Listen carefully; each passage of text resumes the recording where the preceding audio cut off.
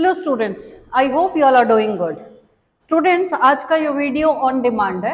Actually one of my students asked कि Z effective और screening constant जो है, क्या हम ये Z effective and screening constant second period elements के लिए लगा सकते हैं कि नहीं लगा सकते।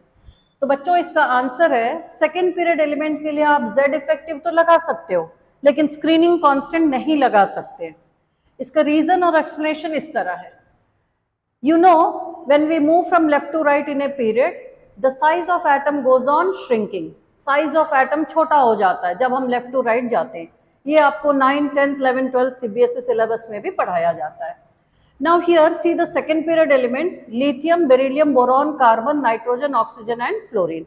Neon भी है, but neon is not considered क्योंकि इसका size shrink नहीं होता है।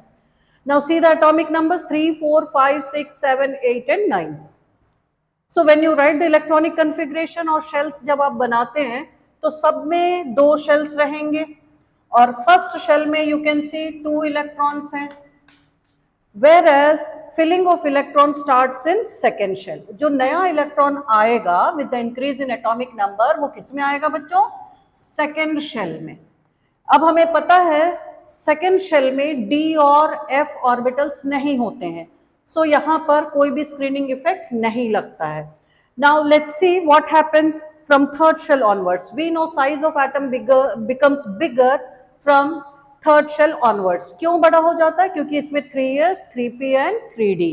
सो हमें पता है जब भी d एंड f ऑर्बिटल्स की एंट्री हुई इसका मतलब साइज ऑफ एटम बड़ा हो जाएगा। अब यहाँ पर स्क्रीनिंग इफेक्ट काम करेगा। Now let's see the same concept here. We'll try to understand it graphically. Now here you can see in this graph atomic radius, unit picometer versus atomic number is drawn here. So हम देखते हैं कि जैसे हम left to right move करते हैं period में size of atom छोटा होते चला जा रहा है। Lithium 152 picometre, beryllium 111, boron 88, carbon 77, nitrogen 70, oxygen 74, fluorine 72। अब आप देखिए नाइट्रोजन का सबसे छोटा साइज हो रहा है। द रीजन इज इसमें ट्रिपल बॉन्ड होते हैं तो ऑर्बिटल्स बहुत ज्यादा ओवरलैपिंग हो जाती है ऑर्बिटल्स की, therefore the atomic size goes on shrinking. So अब इस क्वेश्चन का आंसर ये होगा कि सिर्फ सेकेंड पीरियड में आप स्क्रीनिंग कांस्टेंट नहीं लगा सकते हो। क्यों? क्योंकि सेकेंड पीरियड में डी एंड एफ ऑर्बिटल्स नहीं होते हैं। हाउएवर जेड इफेक्टिव आप यूज कर सकते हो ये टर्म, क्योंकि with the increase in atomic number Z effective increases and due to increase nuclear charge the size goes on decreasing. तो when you are not considering screening constant इसका मतलब Z effective किसके बराबर हुआ बच्चों? जेड के बराबर हुआ। So I hope this topic is clear to you. See you all again in the next video. Till then, thank you for your valuable time. Thank you so much. Bye bye.